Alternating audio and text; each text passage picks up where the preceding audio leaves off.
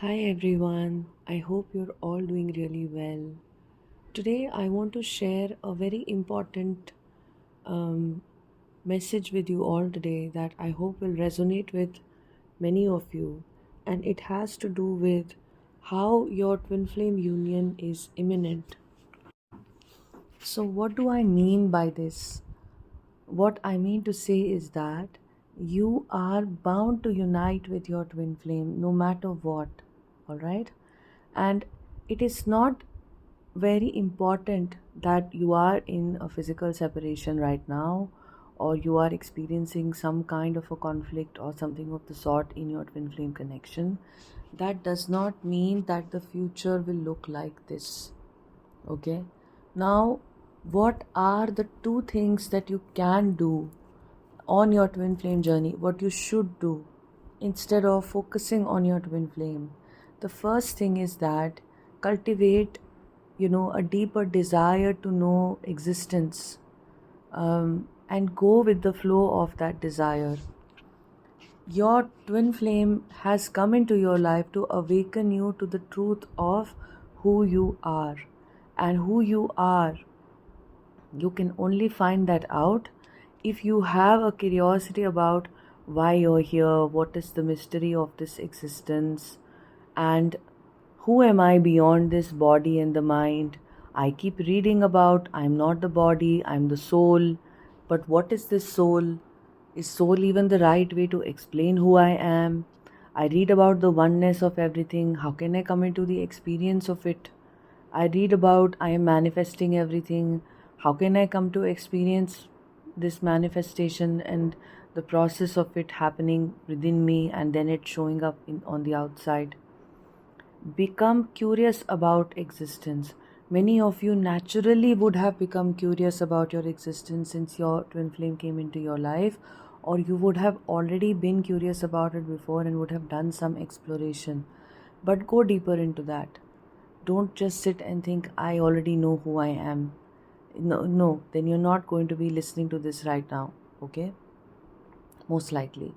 Just go beyond and go deeper and deeper into really fully approaching this who am I question, with the conclusion of I don't know. Like, if you are already going to conclude that I already know who I am, you will never figure out because your pot is already filled. So there is no space for any new wisdom or insight to come in. So become empty and be curious about this and automatically see where it takes you.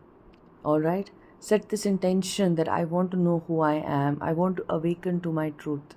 If this is what you feel like you really want to awaken to your truth, maybe many of you will want to be in deep sleep and will not want to awaken. Maybe many will think, I don't know, I don't care. I'm just happy if I have my money and I have my house and I have everything running for me the way society expects me to, the way my family is expecting me to. That is all I really care about.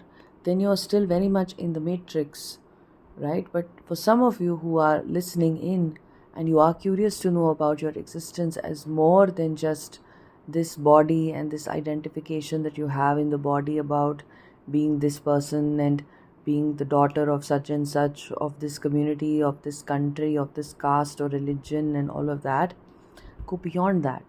If you're curious to know who you are, know that it has nothing to do with the identifications which are attached to your body. All right. So, a twin flame journey is 100% about knowing yourself. It's to know yourself in the other person. When you meet your twin, you see this incredible similarity between the both of you and the sameness. In fact, it's not even similarity, it's a sameness.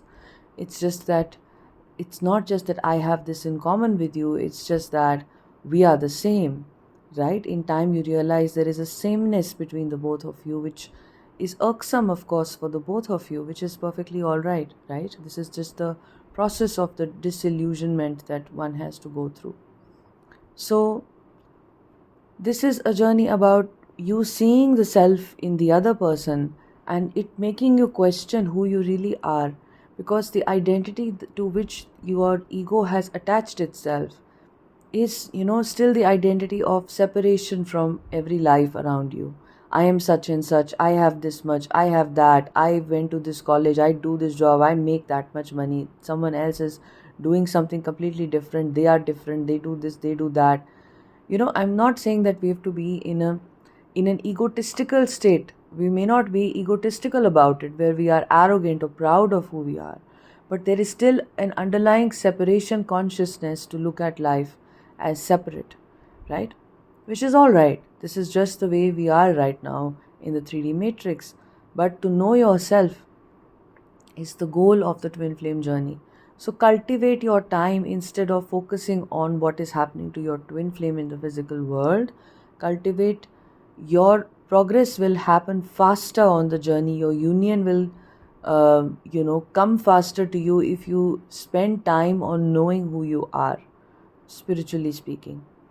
The second thing that you have to do is befriend yourself. Now, this is different from what I just said. The first bit, if I have to put it under an umbrella, will be like knowing God, because this curiosity about who am I inevitably leads you to ask questions about your existence, and ask questions about your higher self, and about ask questions about the higher force which is propelling things, which is the creator, the force of the creator, and the force of the creation. In some sense, a very simple term to describe all of this can be to know God. All right. Now, the second thing that I want to speak about today is knowing and deeply befriending yourself. Now, this means knowing your shadow side. So, there are 100% signs, that you would be seeing in the world in your current life and situation, where what you are feeling and experiencing within you is being mirrored without to you.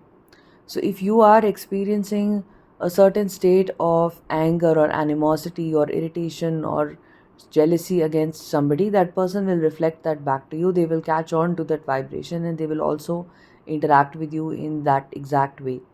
All right. Or reinforce, a certain belief that you're carrying within you. Maybe a belief of betrayal, or a belief of sadness, or a belief of mistrust, or something of that sort, a belief of rejection. Absolutely. So, these things will get mirrored outside of you. So, what do you do? Mostly our focus is to try to fix it on the outside. In your, in years prior to this or months prior to this, you would basically try to fix your relationship with somebody by going and acting on the outside.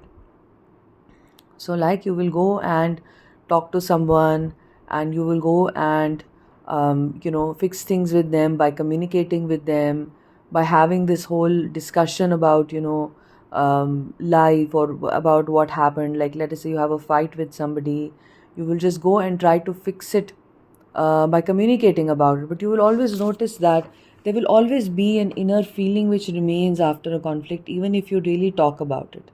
Because somewhere that outer conflict you experienced was mirroring something within that you already had, which was just being shown to you in the form of an outer conflict with somebody else, like a friend or a family member.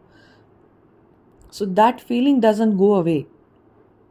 Even if on the outside you whitewash something, you paint something as beautiful and pretty and as resolved, if within there has been conflict already, then that conflict inside doesn't just, you can't just wish it away, right? That is why that animosity may still remain in you, or the discomfort may still remain in you, even if you fix something on the outside.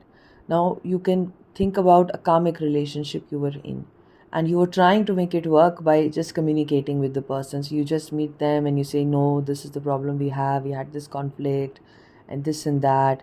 And maybe there will be some resolution, and then you will, maybe just relax again, and you will go about being in that relationship, doing the normal stuff. Maybe you will mask the conflict that you're feeling within you by perhaps going watching a movie or continuing to hang out with them, and it'll start to show up to you. Maybe during the time when you are in deep moments of intimacy with this person, you may feel a resistance, or your body may make you feel angry or upset or resistant. Your body may give you signs of resistance that it is feeling still towards this person. You may feel discomfort, You may feel discomfort in their house, with your friends, with them when they come, you may not, feel very happy. So all of this was just the sign of the inner, conflict that you had, that you may have tried to resolve on the outside or distract yourself from, but that inner conflict is not gone. So similarly, on this journey, what your twin is representing to you in the form of an external conflict that you may have in your relationship with your twin flame. Now, that conflict can be no contact, that conflict can be a long separation or off and on contact, or it can be anything else. It can be arguments, it can be you having expectations of them and them not fulfilling them, or them, betraying you, what seems like completely you not being able to trust them. So, it can be any of these things. Always just try to examine what it is from within you that is being reflected on the outside in your twin flame connection.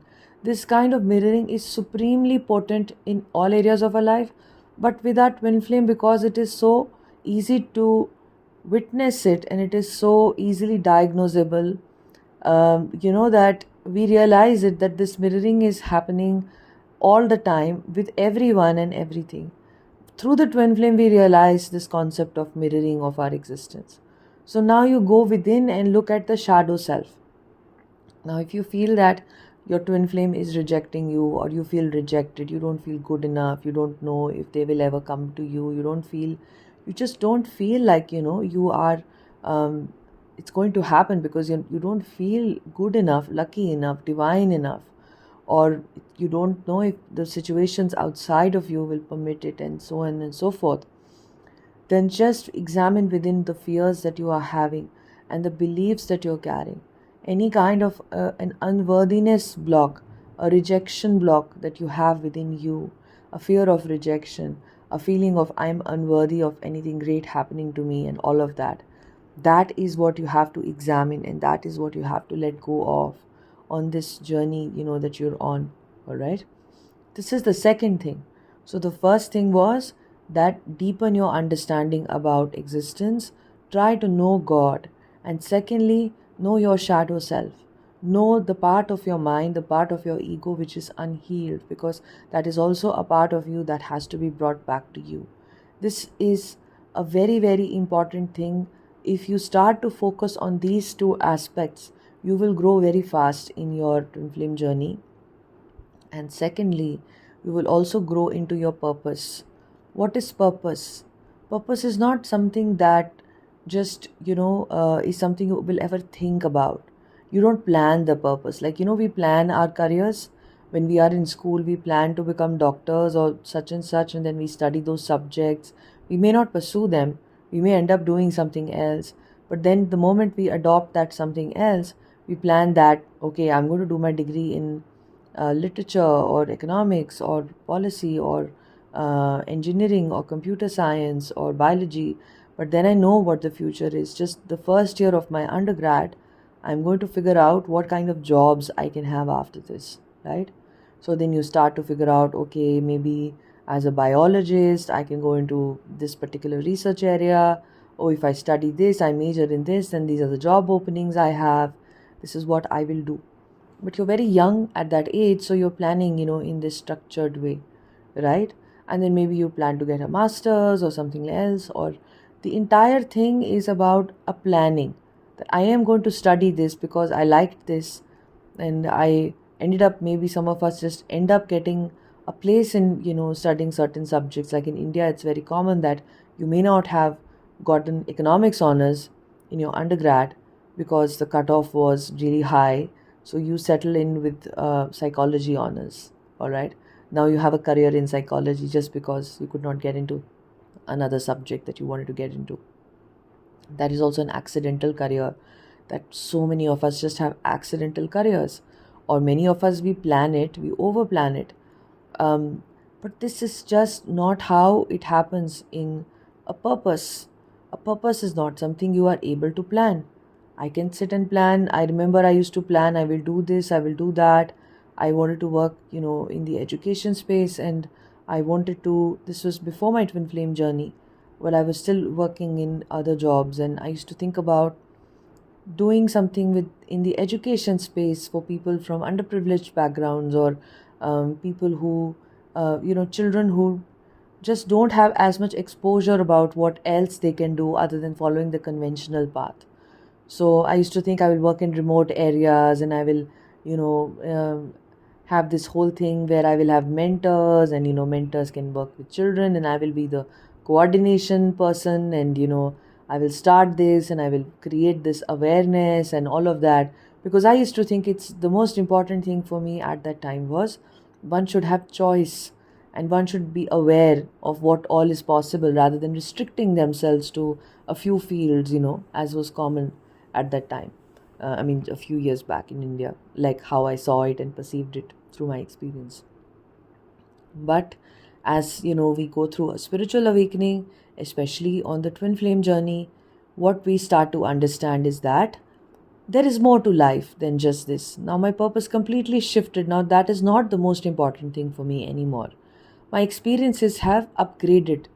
Earlier, my highest experience was freedom of choice and awareness and knowledge and wisdom. So, my purpose seemed to be revolving around what I considered to be the highest. Now, what do I consider to be the highest? After going through another spiritual awakening, after meeting our twin flames, so at that moment, now what you consider to be the highest is something around which your purpose can revolve. All right, so it can revolve around anything, that, and it will also include your divine gifts that have been activated, that you knew were always present in you. Somewhere you had an inkling about this particular divine gift. Somewhere you showed signs and symptoms of leaning towards understanding these aspects. All right, so I will make a separate podcast video on purpose. If you're interested, do tell me if you're interested in this. You can email me, you can comment down below, and I will record something on purpose for sure then. But essentially, the point is that you only come into your purpose once you have asked some deeper questions about one, your shadow self, and definitely about knowing about the existence, being curious about who you are. Both of these things take you further along into your soul purpose. And when you are unlocking, your soul purpose, and when you are going deeper and deeper into this journey of knowing yourself and reclaiming your shadow self and merging it back into you, automatically this is going to reflect into your twin flame dynamic, because your twin flame dynamic is about your ascension, which you're taking care of now consciously. Also, you're taking all the right steps to assist and aid in your ascension. And secondly, the mirroring that twin flames do to each other, that is now going to reflect something more positive and holistic and whole and loving to you, because you will be healing the blocks of your twin flame journey.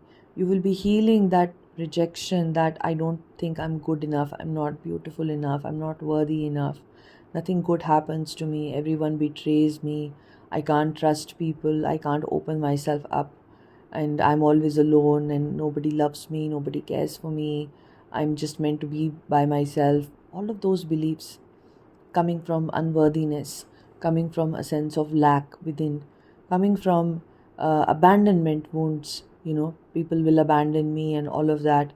Coming from, it can be just literally anything, any past experiences that it is not safe to open up, right?